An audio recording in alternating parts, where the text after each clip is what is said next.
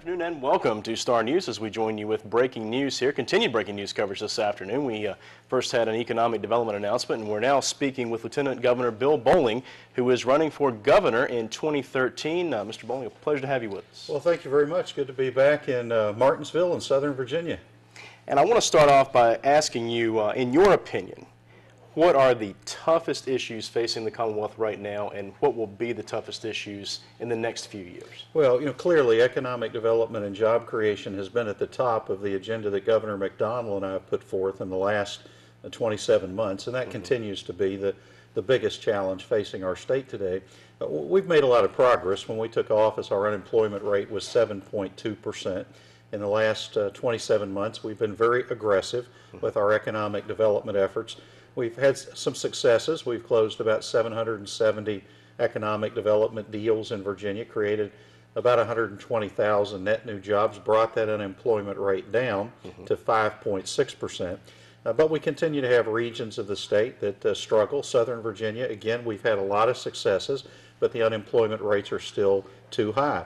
So while we can be pleased with the progress we've made, there's a lot of work left to be done there. I describe economic development and job creation as the rising tide that lifts all ships. It's good for families, it's good for businesses, frankly, it's good for government itself. So whether you're concerned about education, transportation, health care, public safety, truth is we're not going to have the resources we need to do any of those things the way we really want to do them unless we have a vibrant and growing economy. So clearly that's going to continue to be the biggest issue facing our state for some time to come. To elaborate a little further, just as you just said, Virginia as a whole is doing pretty well. Is and has been one of the better managed states in the Union for many years now, but there does seem to be a real dichotomy, if you will, between northern and eastern portions of Virginia and, let's say, south side and far southwest Virginia. It hasn't always been that way. At one time, south side was an economic leader in Virginia.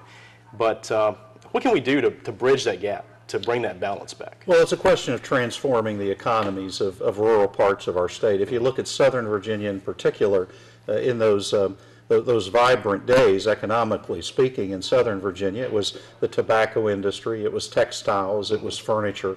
Unfortunately, a lot of those industries over the course of the past 10 to 15 years have taken a real hit for a lot of different reasons. A lot of those jobs simply aren't here anymore. They've been outsourced to other countries. So we recognize the challenge. We understand that as the economy begins improving in Virginia, some regions of our state are going to do fine. Northern Virginia is going to do fine. Richmond is going to do fine. Hampton Roads is going to do fine because of who they are and where they are. But rural parts of our state need a little extra help. They need a little extra attention. So in the past 27 months, we've really worked hard to put in place a more aggressive approach to economic development and job creation in rural parts of our state, particularly in Southern Virginia and Southwest Virginia. And that's paying off. If you look at the economic development deals that we've closed and the jobs that we've created, between 25 to 30% of those new jobs and those deals have actually been closed and created in rural parts of Virginia. If you look right here in Martinsville and Henry County, in the last 2 or 3 years, some significant successes, job growth at places like Monogram Foods, Faneuil. Today we dedicated the new ICF facility in Martinsville and Henry County that will create about 550 new jobs. So we're transforming that economy.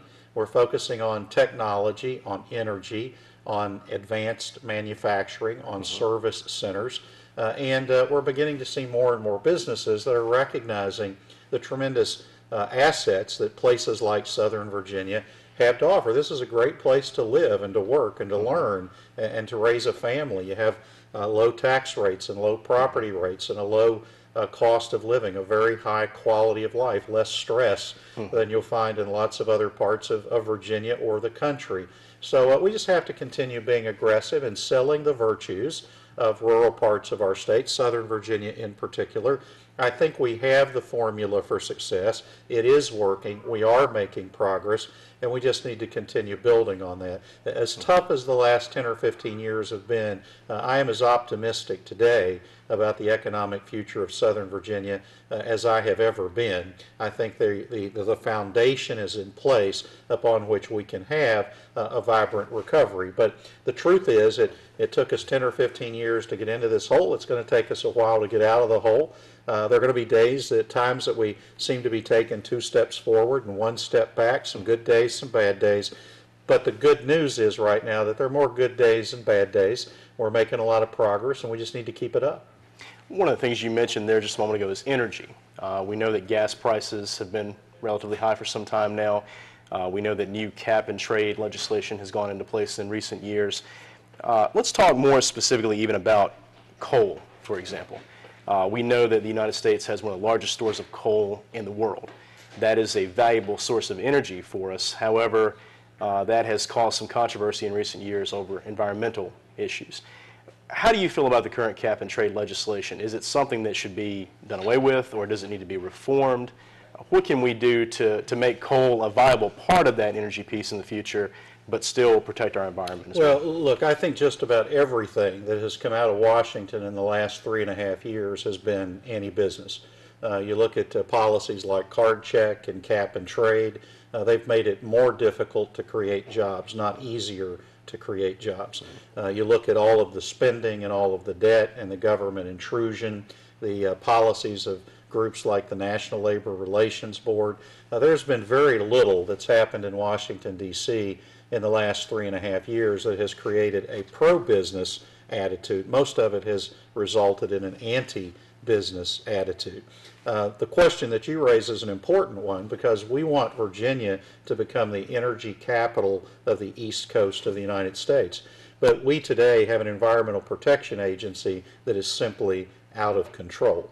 We've got coal companies that want to open new mines in Southwest Virginia and can't get permits. We've got utility companies that want to build state-of-the-art clean coal-powered utility and energy plants, and they can't get permits.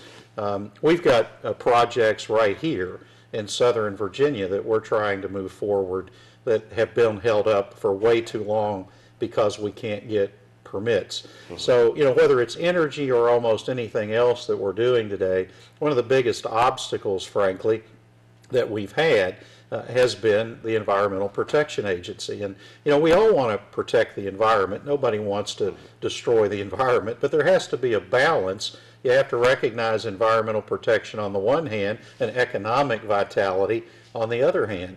Unfortunately, in the last 3.5 years, EPA seems to stand more for Employment Prevention Agency than it does Environmental Protection Agency. It slammed the door on a lot of what we're doing. So we're going to have to turn that around as a country at the federal level. There are a lot of changes that need to be made to get America's economy moving again. It's remarkable, frankly, that Virginia's economy has done as well as it's done over the last 27 months, given the stagnation in the national economy. But I think it just shows that we're making smart decisions and wise choices in Virginia. We're doing better than almost anybody in the midst of this tough economy. If we could take those same kinds of pro-business principles to Washington, D.C., we really could unleash America's economic engine again. Okay. On another energy topic, we'll stay with that here for just a moment. It seems that Virginians are very much split on the topic of uranium mining. We know there's a huge uranium store in Southside Virginia, South Central Virginia.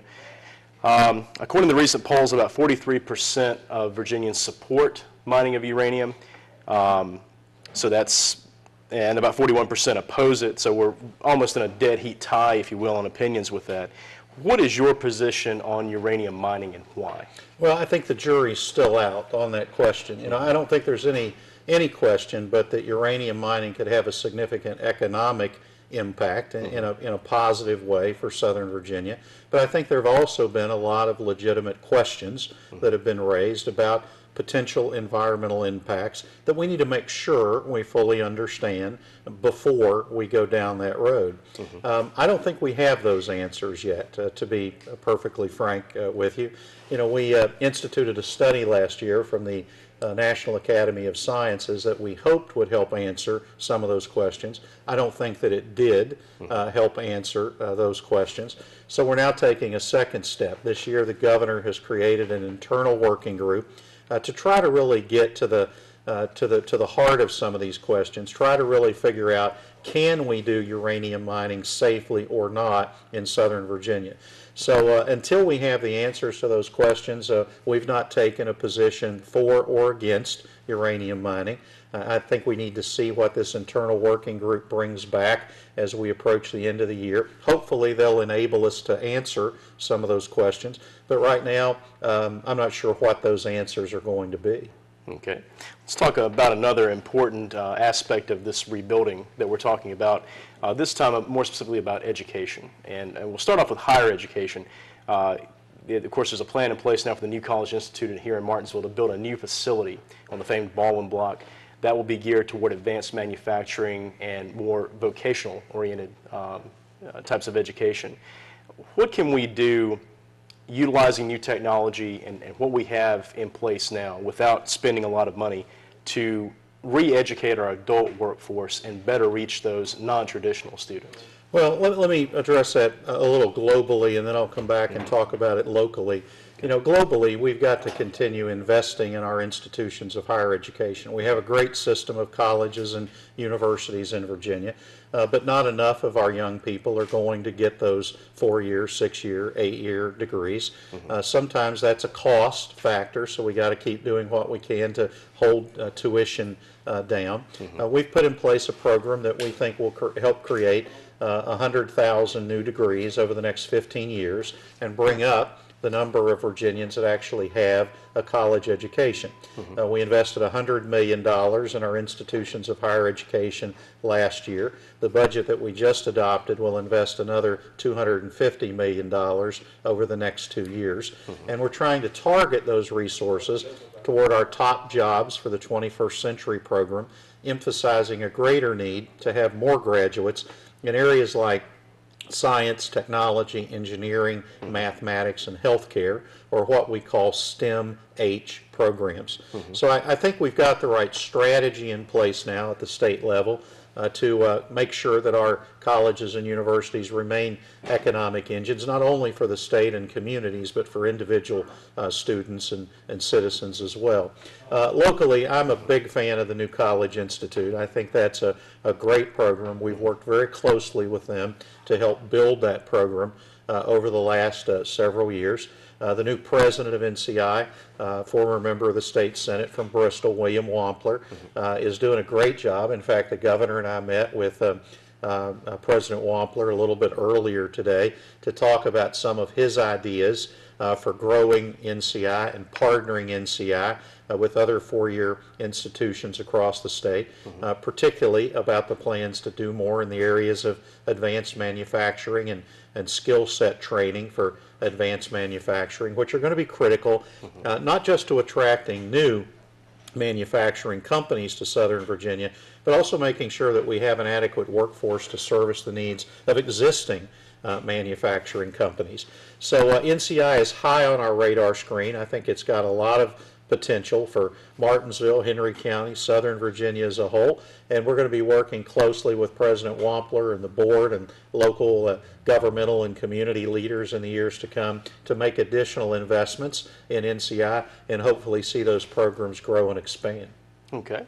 Let's step back just a moment to kind of complete the education picture here, and let's look at our state-funded public schools. We know that public schools are struggling in many areas in the country, particularly in the Deep South. How are our schools doing in Virginia? What are they doing right? What could they be doing better? Well, I think we've got a great system of public education in Virginia. We're very strong supporters of our system of public education. I'm a product of public schools. My 2 sons are products of public schools. My wife's a former public school teacher. So, you know, I'm very proud of the system that we have. We need to continue making investments in our K through 12 education system. It took the brunt of a lot of budget cuts over the course of the last 4 or 5 years. We're now actually able to start reinvesting in K through 12 education. The budget that the General Assembly just adopted has a little bit over $600 million in new funding for K through 12 education over the next couple of years. So we're going to need to continue making an increasing financial investment. But it's about more than just how much money we spend. How we spend the money is equally important. And I think we need to do a better job making sure that that money is getting into the classroom, better teachers, lower class sizes, more technology, more emphasis upon the core subjects that we think are important for students in Virginia to learn. That means more money in the classroom, less money in the central office, quite frankly. I think we need to do more to provide educational choice and options for students, whether that means more governor schools for more specialized types of education, or more access for low-income families to private schools or parochial schools. Options and choices are a good thing. And then ultimately, I think one of the biggest challenges we face is breaking out of a trap that I think we've fallen into in K through 12 education over the last several years. I call it a one-size-fits-all approach to public education. I think we need to break out of that and do a better job identifying early on those students who have the aptitude and the interest to go get those 4-year, 6-year, 8-year college degrees, do more to challenge them, prepare them, reward them, while at the same time understanding that not every child needs a 4-year, 6-year, 8-year college degree to be a success in life. You know, there are a lot of skill-based jobs out there for electricians and plumbers and, you know, CAD operators, you know, where we can give young people a training in high school, maybe through a couple of years of community college, where they can go out and get a good job to support themselves and their family for a lifetime. So more flexibility in how we provide educational alternatives to our children. The bottom line is, today in many of our public schools, we're educating kids in the 21st century the same way we did in the 20th century, and to some extent the same way we did in the 19th century. And we need to adopt more 21st century modalities in how we educate children, in curriculum, in technology, and in everything that we do. We're going to have to rethink strategies to make sure that we're giving our kids, the sons and daughters of Virginia, the skills that they need, K through 12, higher education, you know, specialty training, the skills they need to compete in what is very quickly become a global marketplace. Correct me if I'm wrong, it seems like what you're saying here is that you seem to advocate more of a less federal or centralized approach to education. It sounds like you want to put a little more power into not only the state level, but perhaps the individual administrative level. Streamline the administration. No question about that. Yeah. You know, I think education is best dealt with at the state level, not at the federal level, and frankly, to the greatest extent possible at the local level, because I think folks in local communities or in states understand more exactly what they want their school systems to deliver, and the kind of education and educational opportunities and alternatives that they want young people to give. So, you know, the more we can do to get the federal government out of that process and block grant federal funds and supports, and give more flexibility to the states to devise educational systems and modalities that work for their individual states, the better. In this and so many other ways, I'm a big advocate of that old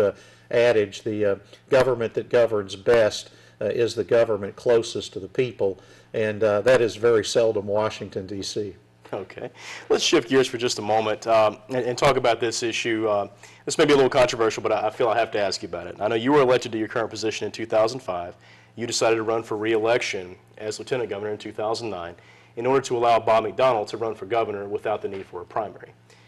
Many of your constituents, peers in your party, sort of cited this as a noble act, if you will, sort of a self-sacrifice, if you will, an unselfish move on your part. After the 2009 election, though, you made it clear that you had an intention to run for governor in 2013. Meanwhile, Attorney General Ken Cuccinelli openly stated that he was considering a run for re-election as Attorney General and possibly a run for U.S. Senate in 2014. Late last year, Mr. Cuccinelli officially announced that he would run for governor in 2013. Is this fair? Is he Is he being a team player, or? Well, it wasn't one of my happier days when he made that announcement. Look, I said at the time when the Attorney General decided to challenge me for the Republican Party's nomination that I was surprised by his decision, because it's not what he had said he intended to do. And I was disappointed by his decision, because my hope had been that the Attorney General and I could form the same type of a united team that Governor McDonnell and I formed in 2009. I think that would have been best for our party. But look, I learned a long time ago in this business that you can't control what other people do. The Attorney General is a very smart and capable fella. He's a very ambitious young man, and sometimes ambition is a hard thing to bridle. So, he has to make the decision that he thinks is right for him, and I have to make the decision that I think is right for Virginia. And I think right now that if people like the job that Governor McDonnell and I have done in the last couple of years, I'm the best choice to continue building on that progress over the course of the next 4 years. So I look forward to competing with the Attorney General. I'm going to talk about why I think I'm the most qualified candidate to be governor, why I think I have the right leadership style and demeanor to be able to work with Republicans and Democrats to actually get things done in government. At the end of the day, government has to be, and governing has to be, about more than breaking the dishes. It has to be about more than, rigid ideologies and hyper-partisan politics and conflict and confrontation and polarization. It has to be about getting things done. That's what I think most people want out of government.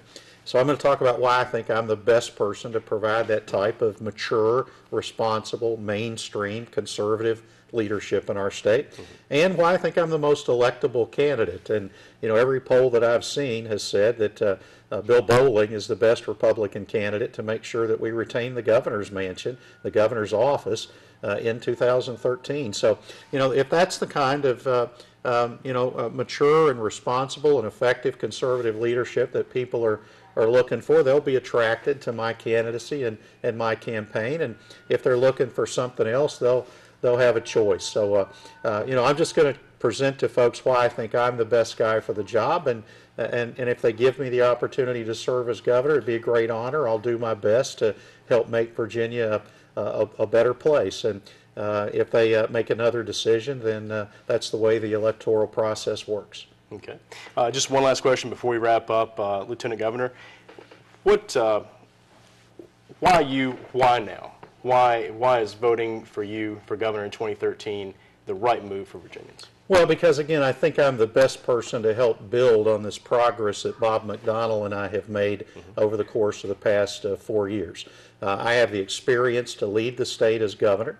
After spending 4 years in local government as a member and chairman of the Board of Supervisors in Hanover County, 10 years in the state Senate, what will be 8 years as lieutenant governor, the last 4 of which as a member of the governor's cabinet, heading up our economic development efforts, working with this governor on all the major initiatives of our administration. I think I'm the best person, the logical choice to continue leading that effort. I also think, again, I've got a record of working with people to get things done in state government. People know what I'm about. My focus is going to be on economic development and job creation, getting the economy moving again, creating opportunities for people and families and businesses. And as we do that, taking the resources that it will generate and doing more to reinvest in education, in transportation, in public safety, in those quality of life issues that I think the vast majority of the people of Virginia care about. Most people I've found want 2 things out of government. One is to just leave them alone to the greatest extent possible. Just leave them alone and let them live their life.